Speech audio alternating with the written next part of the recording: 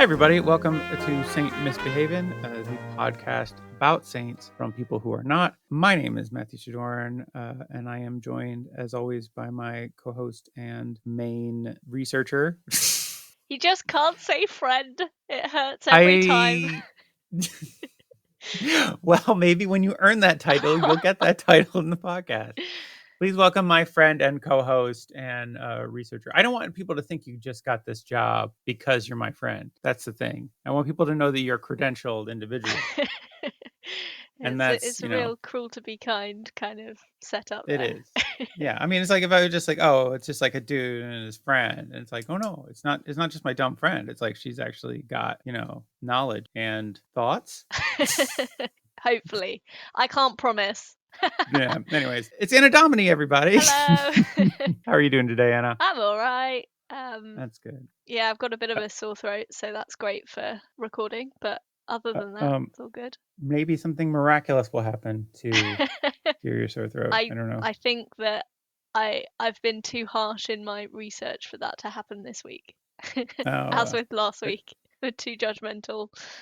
See, the problem with living in quarantine conditions is you can't have anybody lay their hands on you to cure you in any kind of miraculous way. Because whenever I'm sick, I'm just like, would someone just lay their hands on me and just give it a shot? You can't do it social distancing. No, that's what I used to do when I was with their elbow. Yeah. The best you could hope for is a fist bump. And, I don't know that Jesus ever cured anybody with a fist bump or anybody. We should check out the Gnostic Gospels. Maybe there's a story in there of him doing that. And lo, he did bump their fists and the scales fell from their eyes. I mean, having people lay their hands on me was how I dealt with healthcare in America, but here I have the NHS, so you don't need to resort to go to a doctor so much. Anna, how's your week been, or how's your last 2 weeks been? It's been 2 weeks, hasn't it? It has. 2 full weeks. Time really warps in quarantine, Yeah. It seems like less time or more time. Yeah, I'd say you have kind of a saintly time when you're trying to not catch a pandemic in a way, because it's like withdrawing from society and being cut off and just spending more time alone with your thoughts. Yeah, you live a quiet life of contemplation and deprivation. Yeah, absolutely. Yeah. Has anything particularly miraculous or saintly? Have you done anything particularly saintly? Yesterday I didn't have breakfast, so I'd say that was like, just like just St. Genevieve. Well, yes, our patron saint of the podcast, Saint Genevieve. I don't think that's particularly. You say that's not particularly saintly, but like it seems to be what they do. And to be fair, it was because I got up at a very late hour, shall we say. Let me just say, is it because you drank too much the night before and maybe slept in a little late and then didn't really feel like eating breakfast? No comment. Yeah, see, I don't think that counts as saintly behavior. Jesus said something about drink all the spirit, so probably maybe it was St. Paul. Maybe he meant the Holy Spirit? Yeah, not just Captain Morgan's. Yeah. And lo, Captain Morgan came upon them. And made them not want to break their fast the subsequent day. And lo, the rum was very spiced, and it was good. I did some kind of good works in the world. I've been putting out some good saintly deeds this week, or the last couple of weeks. What were they? It's just a bit of positivity I'm putting in the world. So since it is winter here in the UK and the sun goes down around 3:30, I've been noticing and a lot of people leaving their bike lights on their bicycle. Okay. So I've been doing a lot of just like randomly turning off people's bike lights as I'm walking down the saintly. street. Someone's gonna think that they have an angel just looking after them. They'll probably just think they turned off their own bike light, but so they'll never know. Like, great.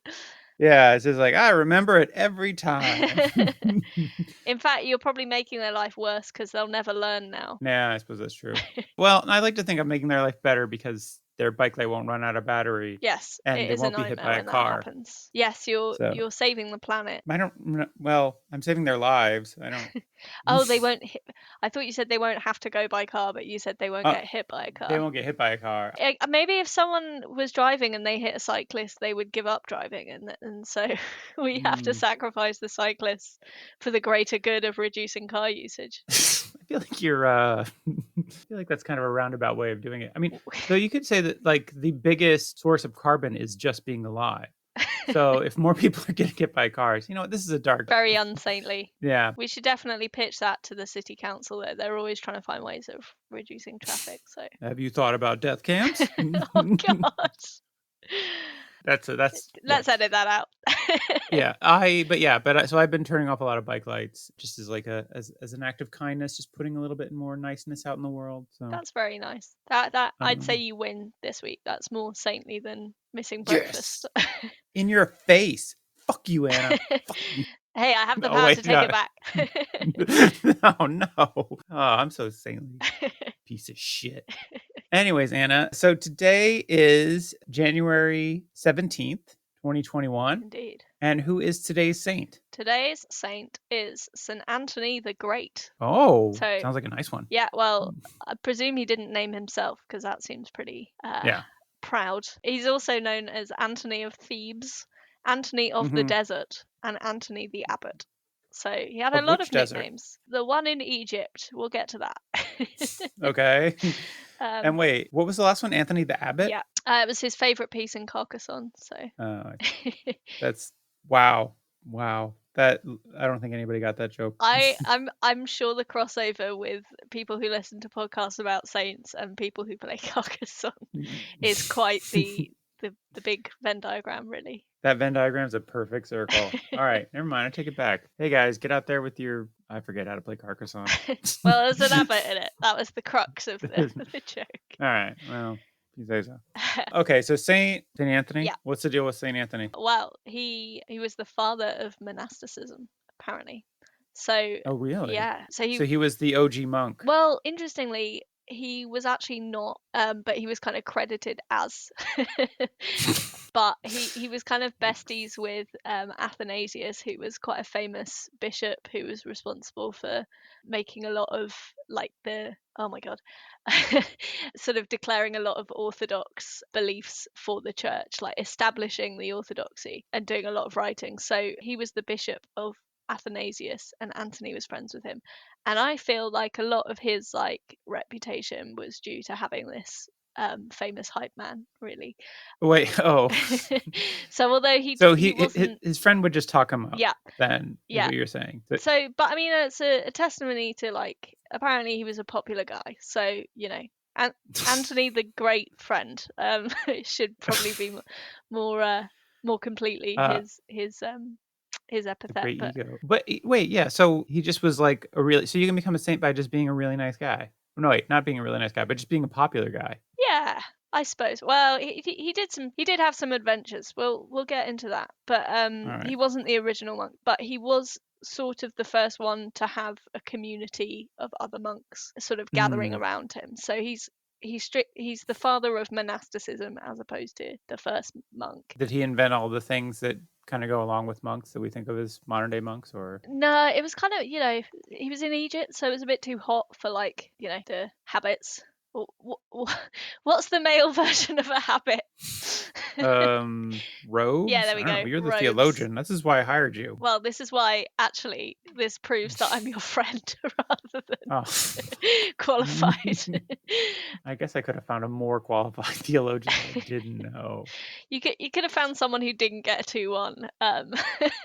Oh, you never told me that. Shit. Oh, God, we got to start the whole thing again. Start the search for your new researcher. Well, it's been nice. It's been a nice run. 1.25 episodes. Yeah, we're a quarter of the way through already. That's great.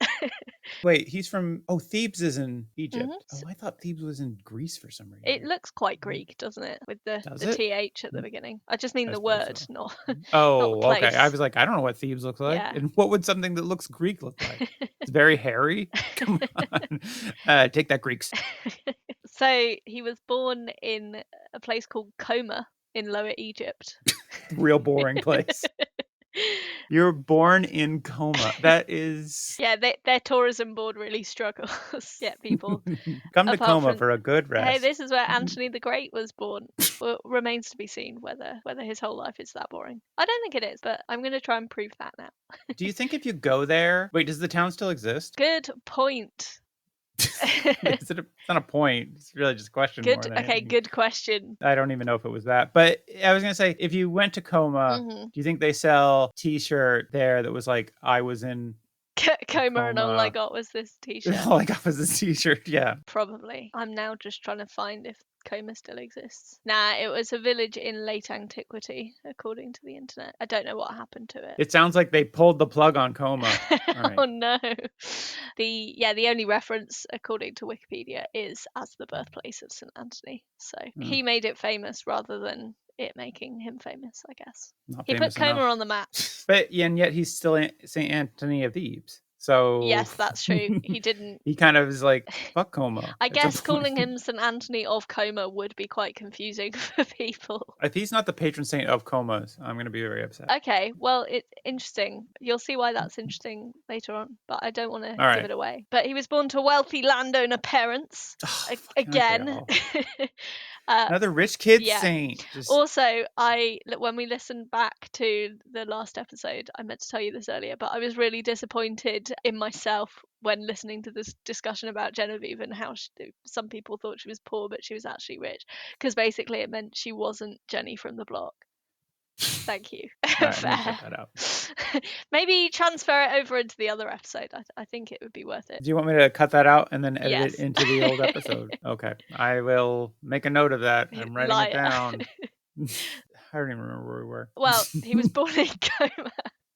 That's as far as we got, to wealthy landowner parents. So yes, he's another rich dude. But to be fair, when he was about 20 years old, his parents died and left him with the care of his unmarried sister. Shortly after that, he decided to follow the gospel exhortation in the book of Matthew, chapter 19, verse 21, which, as we all know, says, of course, if you want to be perfect, go sell what you have and give to the poor, and you will have treasures in heaven.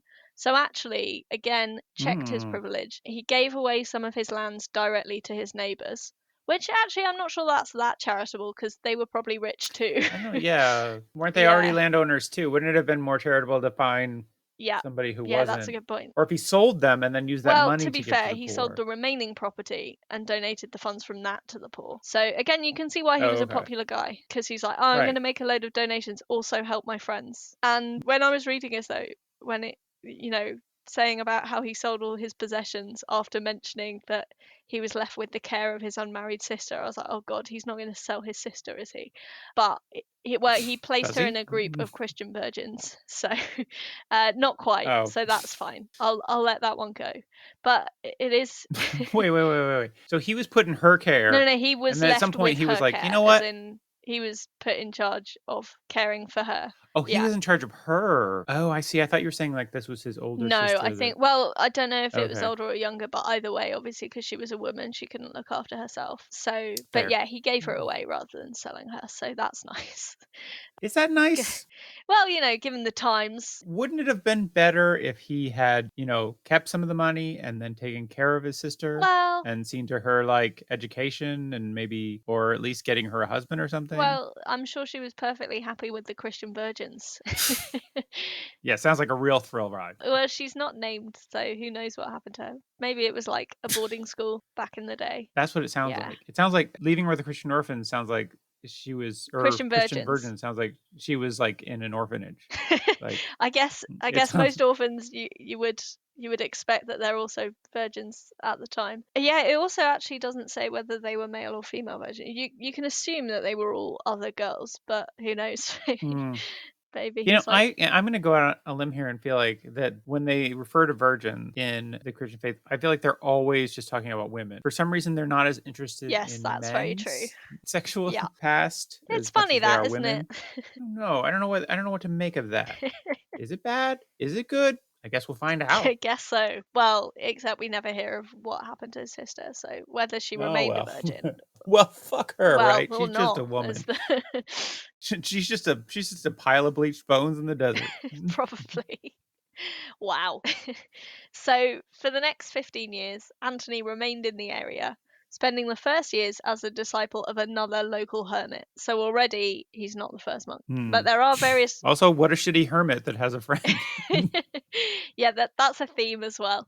Um, so it's like when I complain about like how boring lockdown is, even though I live with my partner. In Them. fairness, Danny is pretty boring. That is a lie. Take that back. All right, I'll take So yes, he was like an apprentice, I guess. And there An are apprentice yeah, hermit. and there are various Here's legends. how you don't cut your hair. It's very easy to like get that qualification as an apprentice hermit. Just do nothing. Yeah, Tick. yeah. That's it. Are you trimming your fingernails? Well, you're not doing it. Like that's not how Fail. we do things around here, son. There are various legends that he worked as a swineherd at this time as well. So, Swineherd. but he maintained a very strict diet, classic for a hermit. He ate Mm. only bread, salt, and water, and never meat or wine, or presumably swine. Yeah, what was he doing with all these Well, he swine? was not getting high on his own supply, that's for sure. Yeah, So yeah, I don't really know. I guess like because obviously in Judaism pigs were unclean, and then right. like they for Christians it was declared okay to eat pork. So I guess Yeah. it was like the start of the pork industry really around this time. What a great time to be a Yeah, swineherd. exactly. But what year is this again? So it's around. Oh yeah, I didn't say he was born on the 12th of January in the year 251. So this Okay, so it's yeah, so 251. Okay. it's very early on. Like a lot of Christian sort of tradition and orthodoxy hadn't actually been established yet. Right. So But yeah, he very definitely wouldn't have early. been but he wouldn't have been like born Jewish and then No, converted in that. no, I So, believe not. but he's not eating pigs, Well, but he he's is not. keeping Yeah, pigs. so presumably it's like he doesn't mind getting dirty with the But swine. I mean, well, see, here's why I'm confused. It's like he doesn't want worldly goods, Uh huh. right? So he's not keeping pigs to sell, presumably. But he's also not keeping pigs to. He's not like a subsistence farmer who's like keeping Hmm. pigs to eat, Yeah. and also for their Maybe he milk. was just looking after them. Also, the idea of Yeah, pig milk, I mean, that's enough to make me go vegan. I don't think that's enough. I don't know. If it is, write in. Please write in saintmisbehavin@gmail.com. And as we said before, there's no G in Mahaven, but there is a G in Maven. Gmail. Anyways, Yeah. Anyway, yeah, this is a very insignificant part of his life, really. okay, fine. Sorry. We got to move on from the pigs, as he did when he left to go in the desert. So, at this time, according to his friend Athanasius, who I mentioned before, the Hmm. bishop, who was also his biographer, really, the devil fought Antony at this time by afflicting him with boredom, laziness, and the phantoms of women, which is great. Wait, so it's been the devil that's been fighting me all this time? Yeah. Get away from me, women! Well, I can finally get rid of those antidepressants. Turns out It's the it was devil. the devil making me lazy and I'm bored. Yeah. uh, bored. Yeah.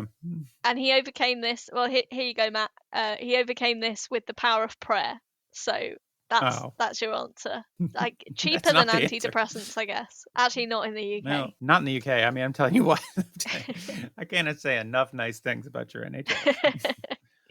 Okay, this is also a thing that I hate, where it's people are just like, depression's just a state of mind. You should go like jogging, or have you?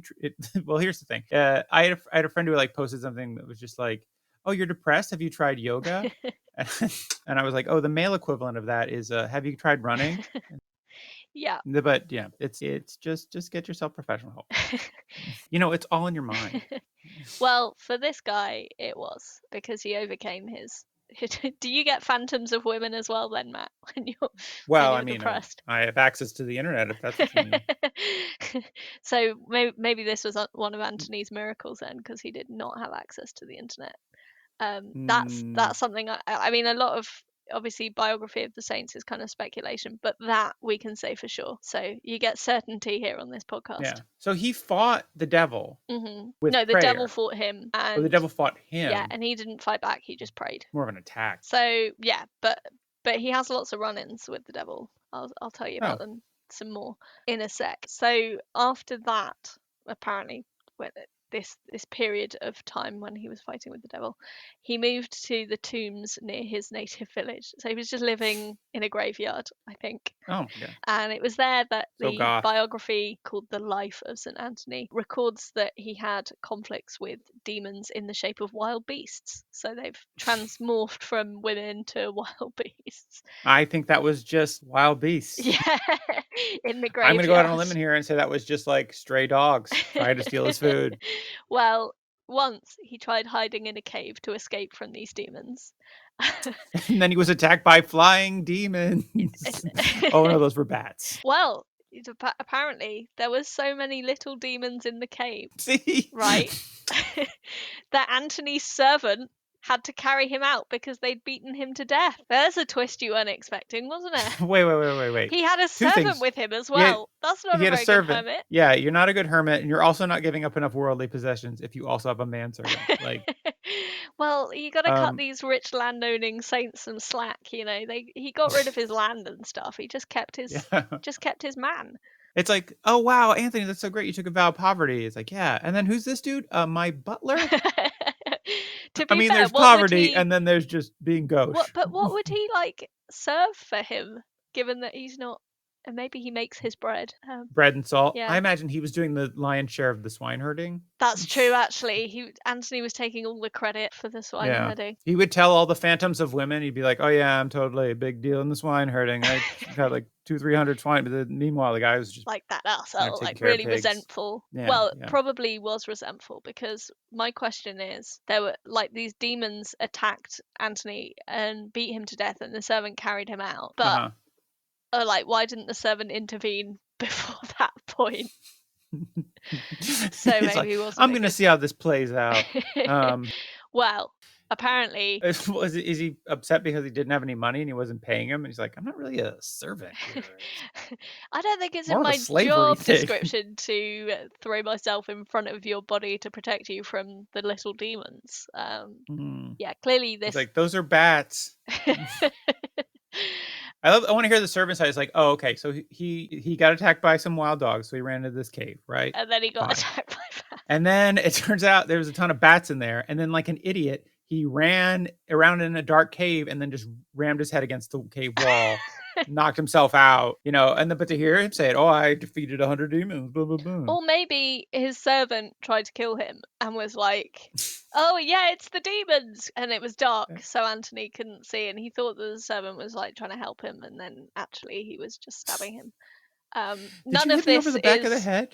in any history, by the way. Yeah. Just to disclaim that. Right. This is all allegedly, is what I'm saying. Allegedly, yes. Let's say this because we don't want St. Anthony's servant. Does he have a name or is he? No, he's unnamed. Yeah, we don't want him suing. Yeah, I mean, I guess if he's unnamed, it's like that protects us more. Yeah. No, it could be anybody. But anyway, don't get too upset because the hermits gathered to Antony's corpse to mourn his death. But Antony was revived. Hooray! Hooray! So he resurrected himself. So that's quite an early miracle there. Wait, he gets credit for the resurrection? Well, I don't know if he resurrected himself, but it just says he was revived. So clearly, well, it must have been God, right? I guess. But this is great. He demanded that his servants, servants plural now? Jesus Christ. He demanded that his servants take him back to the cave where the demons had beaten him. He wanted to go another round. He's just like, and can you carry me? I've had a really rough day. I got attacked by beasts and then bats. So when he got back to the cave, he called out to the demons, but they came back as wild beasts again to rip him to shreds. But then But then all of a sudden a bright light flashed and the demons ran away. Now you wonder why he wouldn't, if that would scare off the demons, why he wouldn't just bring a candle in the first place. I feel like he would have saved a lot of costs on candles if he just hadn't hired so many servants. But I think you can't really get like a bright flash from a candle, right? Well, quite. And that's exactly what Antony thought as well, because he knew the light must have come from God. Right. And he asked God, where were you when the demons attacked me before? The hell, bro? Yeah, and this is great. God replied, I was here, but I would see and abide to see thy battle. Because thou hast mainly fought well and well maintained thy battle, I shall make thy name to be spread through all the world. So clearly, God fell asleep during this fight and made this excuse that like, oh yeah, of course I saw it. You fought really well. Well, mainly fought really well, so I'm gonna make you famous. Yeah. Well, to me, it sounded like he was like, well, I mean, it was pretty entertaining to watch you fight those demons. And, I was like, I want to see how this plays out. Yeah, And fair. he was just like, it's boring being God. So, sometimes it's like to watch people Gotta fight. send some demons sometimes just for entertainment. Mm, But clearly, because he said that Anthony fought well rather than his servant did, right. I think God wasn't paying attention. Yeah. That's my theory on that. So that was that was an interesting episode of his life after 15 years of living like this. Wait, living like what? Getting up every Like day, just going into a cave, fighting bats, knocking himself out, I think getting just revived. confronting demons all the time in the graveyard. Mm, He determined to withdraw from the habitations of men. So he was at that point still like in a village in the graveyard. oh. And he decided to retire in absolute solitude. So presumably that was when he fired the servants and He probably the kept a other couple servant. servants. Yeah, Absolute solitude. Only my footman and my butler. That's all I need. exactly. Oh, and I could use a valet and a housemaid, but that is Yeah. all. Oh, and a cook. Yes. Probably Oh, as and a well. driver. Yes, I don't have a car, but Well, one of those like the seats that oh they yeah, have. like a divan. Yeah. So he'd need two. Yeah, he'd need two people for the divan. Yeah, okay, So that's true. so absolute solitude of about 10 Yeah, people we're no more than estimating 10 people. here. It's like the rule of 6 at the moment. No, It's like you can't gather because you'll get the pandemic unless there are 6 of you and one of you has a Scotch egg. that's how it works. So clearly this guy is the ancestor of Tory policy. What's that? 5 of you and only one of you has a side of fries? You're all doomed. Also, can I say, I think it feels like he got thrown out of the cemetery. Like the police came one day and they're like, dude, you cannot live here. You're really upsetting everybody. Like, so people come here to mourn and to just see you thrashing around it, Getting beaten to quote death by unquote animals. demons. Yeah, I think you're probably right. So, after being thrown out of the graveyard for interrupting funerals, Mhm. he went into the desert to a mountain by the Nile called Pispir. That's the name of the mountain. Hey, I was drinking some water when you said that. Next time you're going to say piss pier. Listen, we're very mature here on the Safest Behaving All right, podcast. all right. So he went up to P Mountain. Yeah, which so he was credited for being the first monk to go in the desert, but apparently Pispir was an oasis. So Oh. I don't think that's very hardcore at all. Yeah. But he lived strictly enclosed. He found an old abandoned Roman fort, so he lived there, and apparently food was thrown to him over the wall. So that was how he got his food. By who? Well, presumably his posse of probably no less than 10 servants. Yeah, servants. Yeah, this is some very like credit card camping. It's like very much like Glamping, yeah, we call it. yeah, glamping. Like yeah, it's like oh, I'm going camping, but I'm having people bring me food every day. And Yeah. I was like, I live alone and a monastic thing, but I'm not making any of my own food, and I'm not worrying about that. And Well, it's apparently that's what Bear Grylls does. He's like on camera. He's like, "Oh, I've got to drink my own piss or whatever," and then yeah, like when they stop filming, he just goes and stays in a hotel. yeah, And exactly. yeah, like Bear Grylls. so this guy was the proto Bear Grylls. Also, didn't Bear Grylls hang out with Narendra Modi? Oh yeah, Remember that? that was weird. That was weird and not cool. Yeah, I mean, I don't think he's a good role model Bear in general. Grylls? No, I don't think so either. I was hoping to emphasize that with what I said previously. Yeah, but... yeah. He's a liar and a hypocrite and hangs out with fascists. Cool. Allegedly. So people threw... Yes. So he was strictly enclosed, but people threw food over the wall. Oh, I wish that was my life. That's what a lot of people have done. It's delivery. Yeah. Basically. He's basically living that quarantine life. Yeah. He was at times visited by pilgrims who he refused to see, which is a bit harsh. They'd come into the desert to see him, and he'd be like, nah. You could at least come out and say hi. Yeah, he wouldn't even give him a wave. But gradually, these would-be disciples started establishing themselves in caves and huts around the mountain. So they started forming a colony of ascetics around where he was. So, did you say ascetics? What? I don't know how to pronounce that word. Ascetics? Aesthetics? Aesthetics? No, it's not aesthetics. It's just like really good-looking huts. It's a very prominent word in talking about particularly early saints. It's like a monk who deprives themselves of Oh, I stuff. see. Ascetic. It's spelled Ascetics, and I think it's ascetics. And I like to pronounce it like that because it emphasizes the difference between that and aesthetics. Yeah, see, because that's the thing is, like, I think I've always read that as aesthetics and not really thought about it because I've never actually Oh, said it. yeah, it's difficult when you've not heard the word out loud. I can't remember how it was said in lectures, Wait, hold on a so second. let's move on. Ascetic. Right. Okay. So I think the way I pronounced it makes it clearer. Yeah. All right. Well. Like differentiates it more from aesthetics, Mm. you know. Okay, so they were his disciples, yet he wouldn't talk to them. Yes. So they But were. they were just really inspired by how holy he was, I guess. I guess. Mm.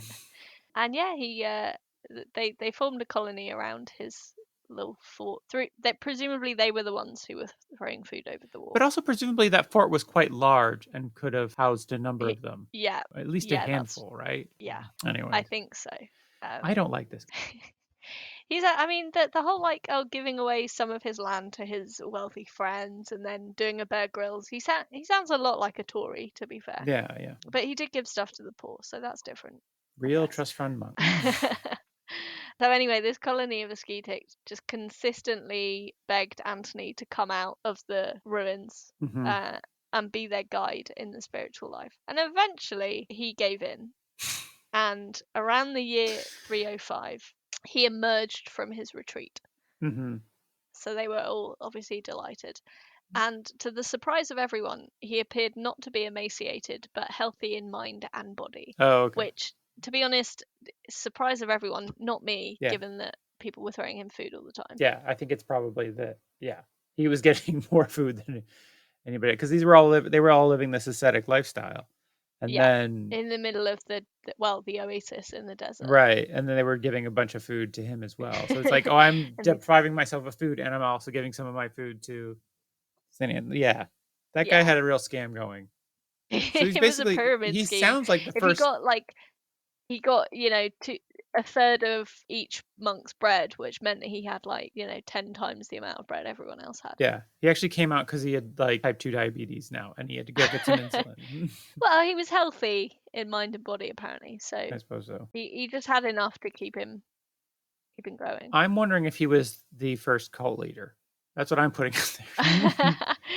Well, as the father of monasticism, Yeah. that's what that actually means. Well, so he had given in, and for 5 or 6 years, he devoted himself to instructing and organizing this community of monks that had grown up around him. Mhm. So because he organized it and sort of instructed it, I guess that's why he's the father of monasticism. He was like an organizer, basically. Did he come up with the term monk? No. Well, I don't know because it would have been in Coptic, I believe. Oh yeah. So, like while he was organizing this community, lots of visitors traveled great distances to hear from him and, meet the celebrated holy man. And Hmm. apparently, he only spoke to people he thought had a spiritual disposition, and he left the task of addressing more worldly visitors to his disciple Macarius. So it's like, oh, you're not holy enough, speak to my assistant. Just wait. He's like, I'm focusing on heavenly issues. Yeah. And then, And now he's like, now I'm going to make a community and people can come and see me. but then he didn't see anybody, and he just had his right hand guy. Sounds So like a basically, servant. again, taking the credit from someone else again. Yeah. You will have to speak with my social secretary, please. Yeah. He spoke to some people, but only if they were holy enough. Basically. Oh, I see. This guy just sounds like a real elitist dick. He does seem a bit elitist, doesn't he? Yeah. None of the people who were the most holy were the people who brought him the most bread. Yeah, what was the metric for being most holy? 2 loaves. But there's no like unit of holiness. 1 cross. No, I don't know. We should make one and then give each saint that number of points. Piometer? According to Pious meter? I don't know. Anyways. Pietemeter. Pietemeter. Maybe. I like that. We should design a cartoon one, and that can be something on our Patreon that people can have and enjoy. Let's do that. So enjoy that, people. If we did that. By the time you're hearing this, it may be there already. Or we may have already forgotten about it. Let's all find out together. Going on a journey. All right, so we only spoke to the Miss Holy people, and then what? Yeah, and he palmed everyone else off on his assistant. Yeah. Who, to be fair, Macarius eventually became known as Macarius the Great and founded his own monastic community as well. You think you're so great? You know what? I'm gonna start my own fucking monastic community. You're not. Yeah, and actually they're both called the Great. They're both called the Great. Well, Yeah. I mean, do you think when they were hanging out together, he'd be like, he's like, I'm the Great too. He's like, I'm a little bit greater. I'm gonna have to Well, ask you you to could call me argue the that Greater. Macarius was greater because he spoke to the less holy people. That's true. Like, surely the whole point is not to preach to the choir. But it's so easy to preach to the choir. It's so much trouble to preach to people.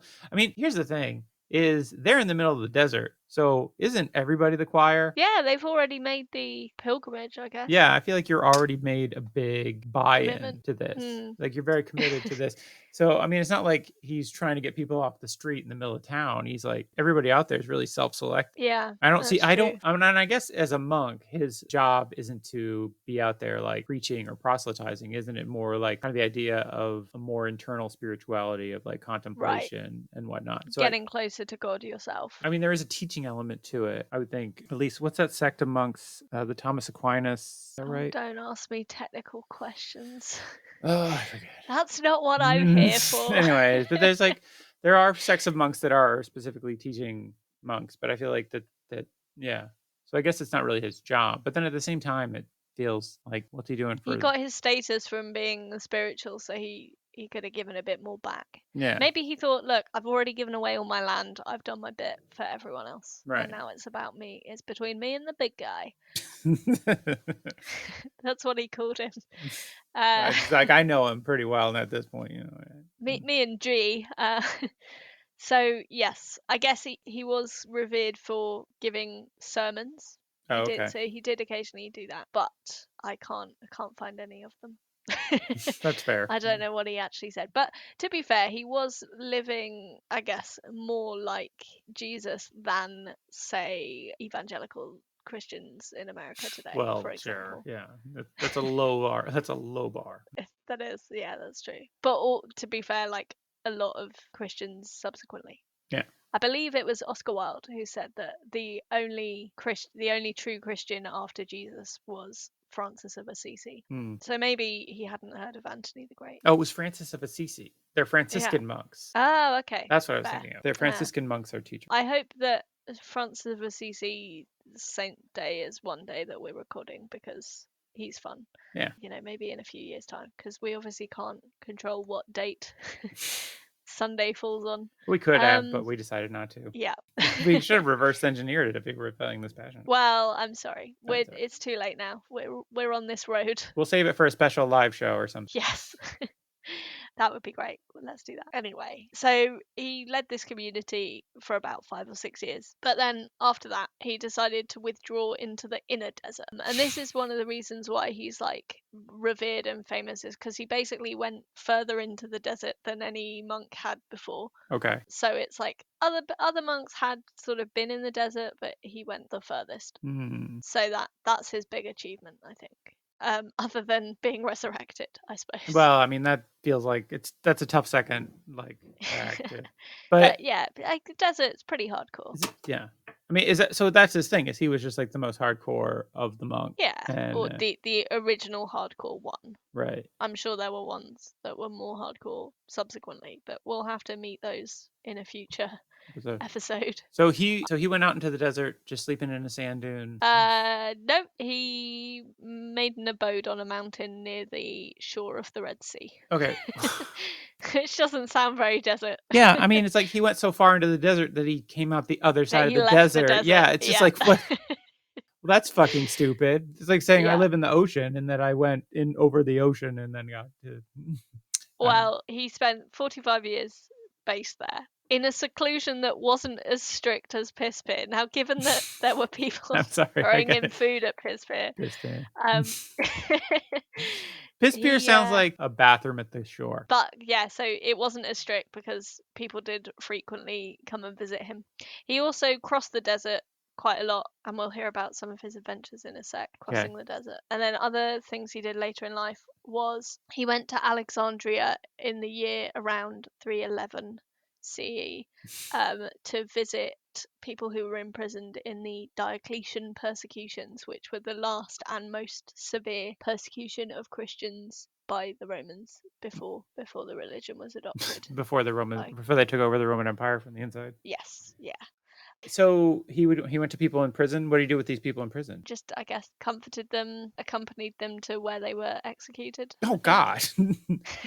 Wait, why were they being executed as Christians and he wasn't? This is an interesting question, and some people say that's one of the miraculous things that happened, was that he wasn't persecuted himself. So he kind of, maybe he was like undercover. You see, that's more what I'm thinking. Like people would be like, "Wait, are you a Christian too?" What? No, that's stupid. No. No, I just happened to be here with this Bible. I guess they wouldn't have had Bibles at Yeah, that it was point. like he'd be like, "What? Jesus Christ? I mean, Zeus? No, I'm not a Christian." Yeah, what they would do is like they Or would do Jupiter, I a suppose. little bit of like torture and then see what you swear as. Yeah. You know, just hit you on the toe with a hammer and be like, "Heavens! Oh, damn it!" Yeah, I wouldn't say heavens if I was hit on the toe, but Would you? Yeah, I was gonna say that's a weird thing to say. So he went and visited these people in prison and was just yeah, like, "Oh, sucks to be you. Well, yeah, see you later." basically. I guess he'd probably be like, "Oh, I'll pray for you," and then that would have cheered them up a bit. That hey, heaven, Like right? kind of a make a wish foundation of persecuted Christians. Like, oh, before I die, I really want to meet Anthony the Great. I've heard he's great. Oh yeah. Can I go to Disney World? No, because you're in prison, and also Disney World hasn't been built yet. But here's Anthony Is Anthony to tell you, yeah. I'd like to get out of prison. It's like you can meet St. Anthony. Yeah, that would be your wish, wouldn't it? If you were in prison, like, what's your last wish? Can I not? He brought me my final meal. It was just bread and salt, and I was like, "Come on, man! Now I gotta die thirsty. Fuck you."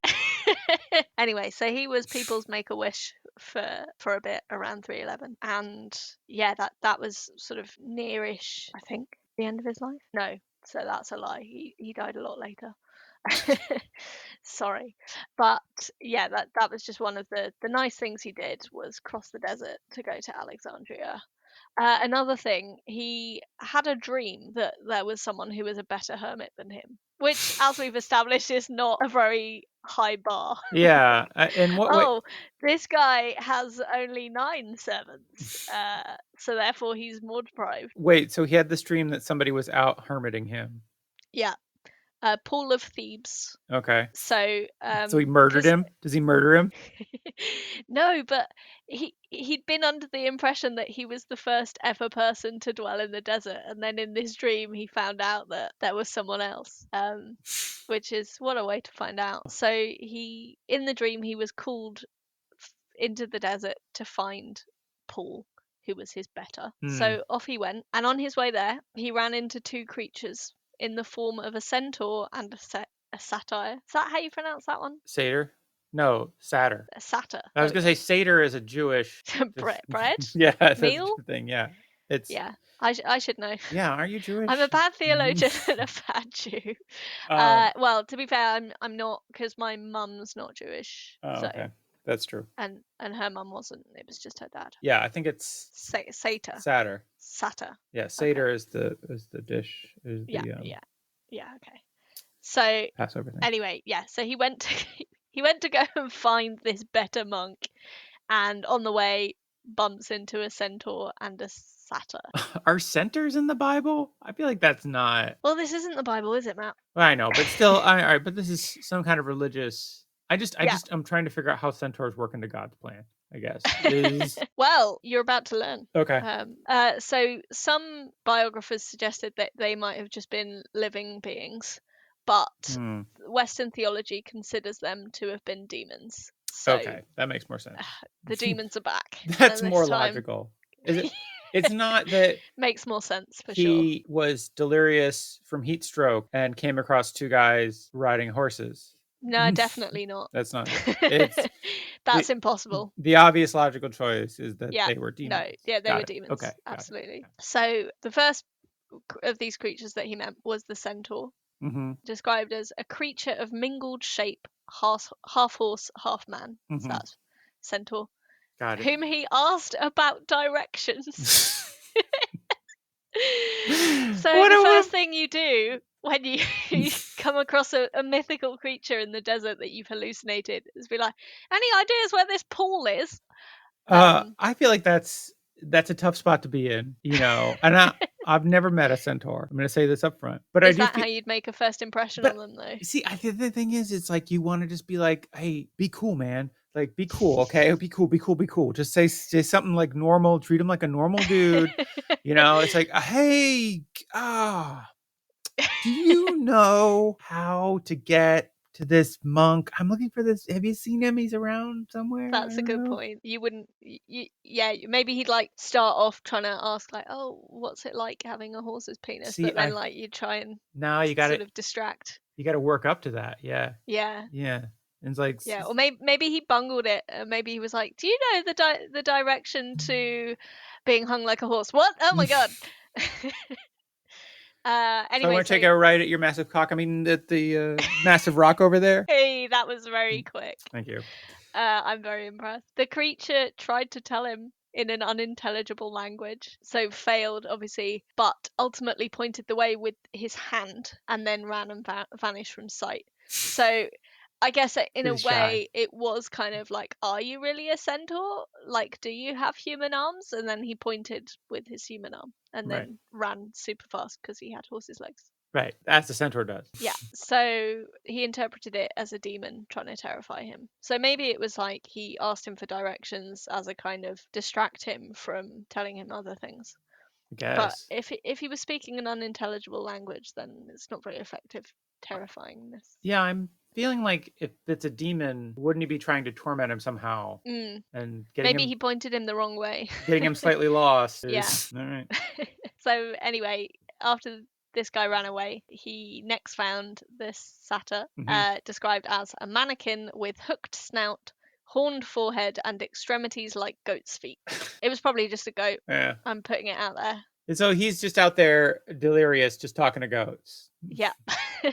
Well, a horse and a goat. A horse and a goat, yeah. Yeah. But this creature, rather than trying to terrify him, was peaceful and offered him fruits. No, Doesn't say whether he took the fruit, but given his attitude to being fed by other people, I think we can safely assume that he accepted. He's like, I know your tricks, goat. And apparently he asked the satyr who he was. And the satyr replied, I'm a mortal being, and one of those inhabitants of the deserts whom the Gentiles deluded by various forms of error worship under the names of fauns, satyrs, and incubi. It's me, Mr. Tumnus. Yeah, basically. I am sent to represent my tribe. We pray you on our behalf to entreat the favour of your Lord and ours, who we have learnt came to save the world, and whose sound has gone forth into all the earth. So that's quite a speech. So basically, the satyr's saying, can you convert? Like, we want to convert? Yeah, basically. And Antony was overjoyed and rejoiced over the glory of Christ. Can you please tell me that the rest of his life was spent converting goats? Converting it? I wish I could, Matthew. And it's like, and guys, you're all gonna have to get circumcised. And he died in a horrible goat circumcision incident. You heard it here first. No, but he did condemn the nearby city of Alexandria for worshipping idols and monsters, while even beasts like the satyr were able to be Christian.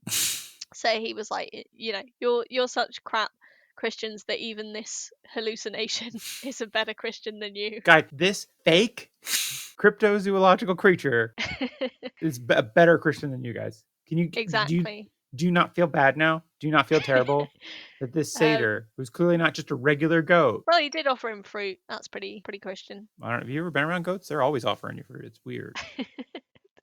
Clearly not enough. I don't know. He eventually did meet Paul, this other monk, and they got on. Legend has it that while they were together, a raven brought them some bread. I feel like maybe someone else just threw bread over the wall or something and they hallucinated the raven. Maybe. But Antony got on with him so well that years later he tried to return to meet Paul again, but found him dead.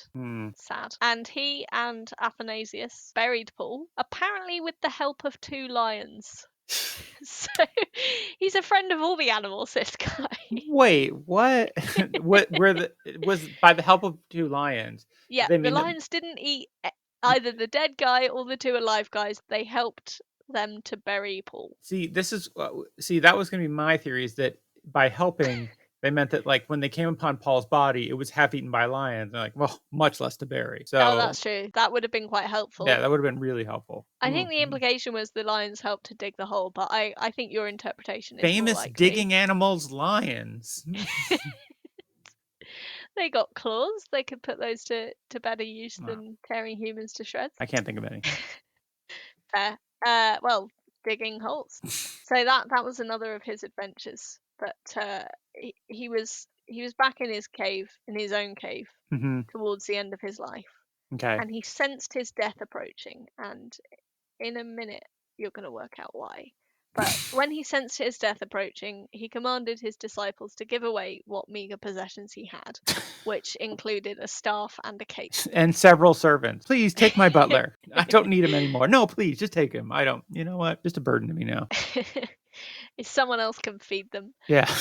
Oh, I mean, I wasn't feeding them either, but, you know. Well, got to engage some more ravens, I guess. So he was interred, according to his instructions, in a grave next to his cell, which I presume was his cave on the Right. mountain. But he was worried that if people knew the whereabouts of his remains, they might worship him instead of God. So he instructed his disciple, which is Wow. like really humble. Yeah. Yeah, I was like, "Man, if people" well, you know what? I mean, like, God's pretty good, but, I mean, people find me I'm really popular. I mean, like, I don't know, I can't help it. People really like me. It's not my I don't want to lead them astray. Yeah. So, yes, his remains were kept secret, and he died on this day, the 17th of January, 356, which makes him the sprightly young age of 105 years old. So I think that's how he predicted that he was nearing death. Isn't it just 5 days after his birthday too? Yes, Yeah. yeah. Mm, right in his So birthday he'd week. made it to 105. And I was like, right, that's a nice round number. I can go Mm. now. Oh, that's why he felt his death coming on. Yes, yeah, Yeah, okay. because he was pretty damn old. I imagine for the last 20 years, he's like, "Today's the day." Oh, well, no, I guess not. Well, yeah, but except you can tell he wanted to keep his staff and his cloak for as long as possible. He was not giving those up day before he had to. Do you think every night before he went to bed, he's like, "Hey, here's my staff and cloak. Just take it. I'm not In gonna need case any I more. don't I'm wake going up. to a better place. I'm going home to my to my father in heaven." So, and then every morning he had to get up and like, Can I have the staff back, please? sorry, I really thought today was the day." Anyways, So that was his life. all right. Pretty eventful, I think. That's it, for yeah, for a guy who lived in 200. Yeah. Yeah, exactly. And there was not much entertainment. Yeah. He definitely saw some things, He or got out there. hallucinated some Mostly things. desert. He mostly saw desert. Let's face it. Desert and demons, Yeah. pretty much. See, for an unmedicated schizophrenic in the year 200, he did pretty good for himself.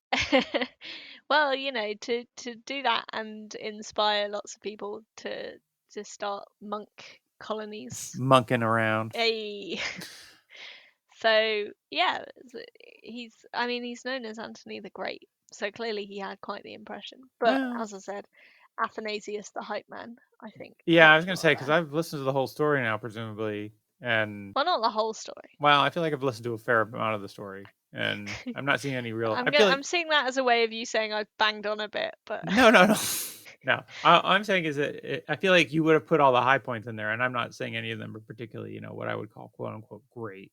You know. no, no. I mean, again, rising from the dead, pretty impressive. Okay, well that's it. But to my mind, there's only one great one, and it is Wayne Gretzky. Anyways, so Anna, what miracles did except for raising from the dead? Yeah, wh- apart from rising from the what dead. other miracles did Saint Anthony take under?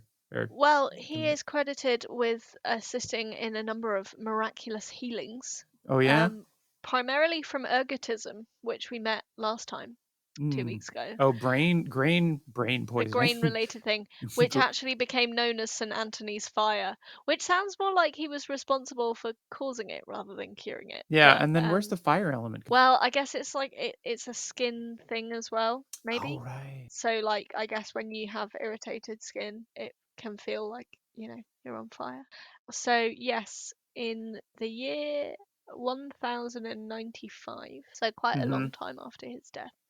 2 local noblemen got the disease, and Mm-hmm. I don't know if they touched his relics or just were near them or licked them maybe. But they recovered from the disease, and that was enough of a miracle that they founded the Hospital Brothers of St. Anthony in his honor, who specialized in nursing the victims of skin diseases. So Oh. I think rising from the dead and curing ergotism were his main ones. So yeah, so he is the power of rising from the dead, and then also the same power as a mild ointment. Yes. That's why we need Great. saints. So wait, so they started St. Anthony Hospital Brothers, Brothers of St. Anthony. Hospital Brothers. Yeah. So they were the Hospital Brothers? Yes. Yeah, it was No, a it was band. Yeah. the Hospital Brothers of St. Anthony. Where is this? Where was this hospital? I think it was in France. Wait, how did St. Anthony get To France? looped in? No, I mean looped into this Well, miracle. because they touched his relics. Oh, they Yeah, touched his I did say relics. that. Okay.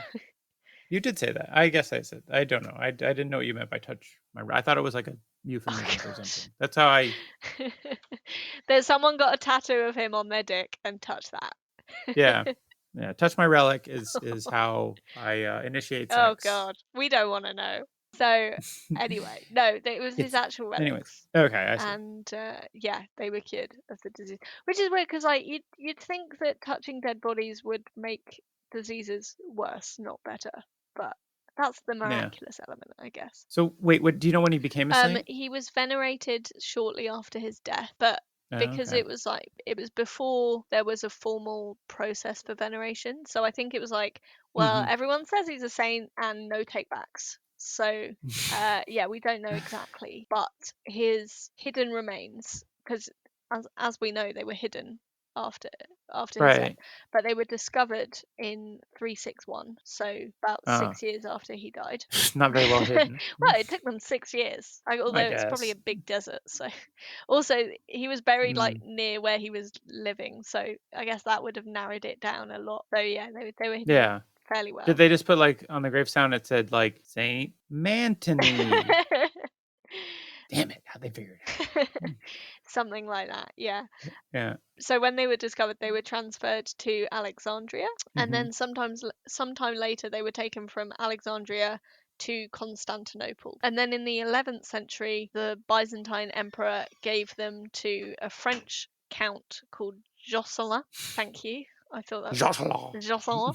I thought that was quite good Pretty good. pronunciation, and Jocelyn had them transferred to La Motte Saint Didier, Hmm. a church, I guess, in France. And he started building a church specifically for them, but died before it was actually like before the first stone was laid. Oh. But So in what way did he build a church for well, him? he Got the under ball sorry he rolling. undertook to build a church, so maybe Oh, okay. he employed an architect to draw one up. Hmm. But the building was finally erected in 1297 and became a Hmm. centre of veneration known as Saint Antoine l'Abbaye. So that is St Anthony the Abbot, which is I see. one of his names, and that is in Isère in southeast France. Hmm. So that's So when in Isère, who was the is it is Saint? it Isérians do? I went to Isère and all I got was this lousy touch Ergotism. of yeah. So yeah, that's what we know about him being venerated and his remains and relics and that kind of thing. Okay. Can you guess what his patronages are? What are his patronages? Well, I'm gonna guess skin diseases. Correct. Very Ah, good. getting better at this. Yes. No, I'm gonna guess. Is it like being in the desert? Is Not that one? according to this list that I have. Is it the patron saint of being a good boss to your servants? No. Is it the patron saint of lurking in cemeteries? Almost. Grave diggers. Grave Yeah. diggers. Yeah. See. All right. Cemetery creeps. Yeah. Oh, Also known as grave diggers. Yeah. well, I don't. Yeah, I shouldn't malign grave diggers. They do a tough job. They do. Thank you for your service out there, grave diggers. And also thank you for your service to the monster truck grave digger. He's crushed many cars in his day, and we've been happy to see every one. What? You know the monster truck grave digger? No. Well, you should Google the monster truck Does grave he digger. dig And graves for crushed monster trucks? no, he's a monster truck and he crushes cars. Right. I see. He might crush other monster trucks. But, it'd be like monster truck rallies in America, and then you see the cool commercials, and they'd be like, Grave Digger's there, and Truckosaurus. It's only $10. You'll pay for the whole seat, but you'll only need the edge. That kind of thing. Nice. Yeah, it's really great. They're like, Sunday, Sunday, Sunday. That's great. I mean, people will probably now go and watch that instead of listening to this. Well, I don't know. You can do both. We're only on twice a week, or once every other week. So you've got plenty of time to watch your Gravedigger What does videos. bi-weekly mean? No one knows. It's never been cleared. No, it's once every 2 weeks for our purposes, at least. Or if you're British, fortnightly. Yeah. What are his patronages? So skin diseases, grave diggers, animals, which Don't makes see sense that. because he met a lot of them. I guess He met a lot of them, but he also a lot fought of them a lot fought of them. him. Yeah, that's true. I think animals would be like, you know what, we're good with St. Anthony. But also butchers. So I guess Wow. the animals that got on the wrong side. Yeah. So some animals more than others. It's much like Animal Farm. All Yes. animals are equal, but some animals are more equal than others. And so other animals are more delicious. Yeah.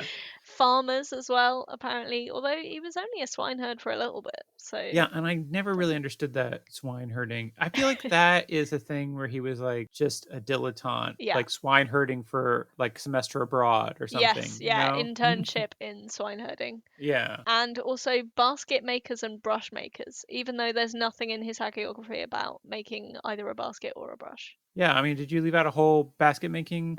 He went on a basket making course. I was going to say, did you weave it out? Oh, very good. Thank you. I'm trying to think of a pun in response, but I'm just not quick enough. You're never going to top that. No. Is that meant to be a basket as well? Like the lid? No. Okay. Are you Googling pictures of baskets? No. Well, I guess I can't prove whether I am or not, but I'm not. Okay. So basket makers and brush makers. Yeah. Anything else? No. Animals, skin disease, farmers, butchers, basket makers, brush makers, grave diggers. He didn't I'm even get surprised to be. he's not the patron saint of monks. Oh yeah, that's what I was gonna also. Yeah, and also Thebes. Yeah. Because Thebes still exists, right? Well, he's of Thebes. That's one of Yeah. his names. Yeah. So he's Antony of the Desert, Antony of Thebes, Antony the Great, Antony the Abbot. The desert is the Sahara Desert. We never established that, right? Is it the Sahara Desert? No, I think the Egyptian one is different. I don't. My geography's not good. Oh man. He's also the patron of trifle, eaten mess, pavlova, chocolate pudding, Wait, and profiteroles. He's the patron saint of. Oh. Oh no, I just misread Antony of the Dessert. I'm sorry. Yeah. Okay. You know what? I saw what you did there, and I walked right into it. You did. I'm very pleased with myself for that. Yeah, you should be very happy with it. Good job. Oh dear, it was very cheap. I'm surprised that you fell for that. Okay, well, this says that there's 2 deserts in Egypt, and one is the Libyan desert, and one is the Arabian desert. There you go. So it was The Western probably the Arabian one? No, the Eastern desert. It would be the Arabian one, because which borders the Red Sea. He ended up in the Red Sea at some point. Yes, yeah. So there we go. So we're not stupid. You say that. I'm not sure how many facts we have included. I don't know. But I just want people to, write in about whatever desert you think it is. Again, it's saintmisbehavin@gmail.com, and there's no G in behavin, but there is one in Gmail. Yeah.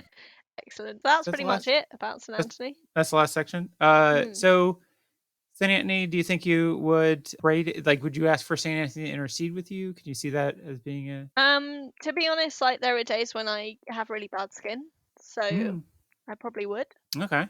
Also, so that's good to know. Yeah, I guess if I needed to landscape my garden as a grave digger, he might be good. Although actually, I'm not sure I'd want him hanging around yelling at creatures. First off, I mean, with skin, have you thought about drinking more water? I think that helps.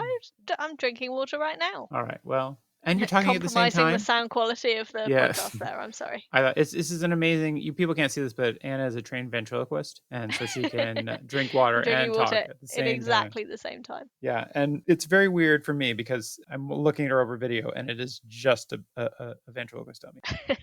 But I would think that if I had to dig a grave, I mean, I guess I would definitely want to be doing some praying at that point, because I feel like shit had really gone bad. Yeah. you'd be in a tricky situation. So is he also the patron saint of shallow graves, or just you have to He be like a doesn't professional? specify. I was gonna say, do you have to be a professional grave digger, To have him as or your patron. can you just be like an amateur grave digger? You know? Well, to be fair, he did it with the help of 2 lions, so that sounds Oh, pretty amateur to me. I guess so. Yeah, it's really amateur. Most grave diggers, if you were a professional grave digger and you saw You wouldn't be somebody, seen dead with a lion. yeah, it's like, wait, look at this asshole. He's got 2 lions. Come on, man, get in the game. What the fuck? He was really showy about it. He turned up to dig a grave with these 2 lions on leashes, like, eh, it was. So he's like showing up with 2 lions, and then the real grave diggers are like, and where's your shovel? Yeah, he's like, I don't need a shovel. Okay. Well, you know what? We'll just handle this grave digging on our own. Thanks. I think, yeah, I think that if I ever had to dig a grave, I would definitely ask St. Anthony's help. I mean, And on the other hand, like, yes, it would be kind of cool to have the lions there, but on the other hand, like, wouldn't that draw attention to the fact that you're digging a grave quite a lot? this is a So good it wouldn't point. help you be sneaky at all. Probably Also, make your dilemma worse. yeah, I do feel like that would make my dilemma. And at that point, it was like, why don't I just have the lions eat the body, and then Which I can again, just, Tiger King yeah. I inspiration mean, there. again, Tiger King. If we learn anything from Tiger King, it's that there's no better way to get rid of evidence than a big cat. And then that way, if somebody comes across the lions eating the body, I can be like, oh no, these lions killed this guy. Yes. This guy with the knife in him? Yeah, they stabbed him first. Yeah. Oh no. Also, I feel like if I was digging a grave, I'd already be nervous. And if 2 lions showed up, I'd be like, well, I'm getting the fuck out of I'd just here. say, like, you know what? This is a bad day all around for Matt. Well, I mean, you couldn't have a worse day than St. Anthony did that time he got beaten to death and then went back into the same cave Yeah, for again. another round. I guess he got better. That's true. Anyway. He emerged from his retreat all healthy. I think the lesson here is if you want to get away with digging graves, then you just have to have a dedicated enough posse around you that they'll cover for you. Because Yeah. like clearly his friends who were like, "Oh yeah, you're so good at fasting.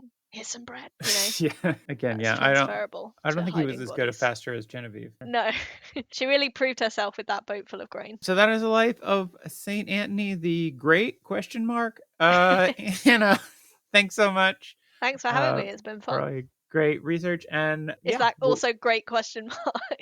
yeah, question. It's been great. Question mark. I feel like you've done more to help me and the world than Saint Anthony, but That's very kind.